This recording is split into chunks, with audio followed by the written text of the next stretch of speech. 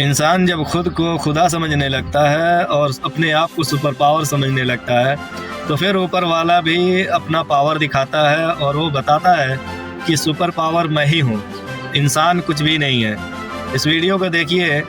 America के अंदर हर तरफ तबाही ही तबाही मची हुई है और खुद को सुपर पावर कहने वाला अमेरिका इसको रोकने में नाकाम है और लाचार है।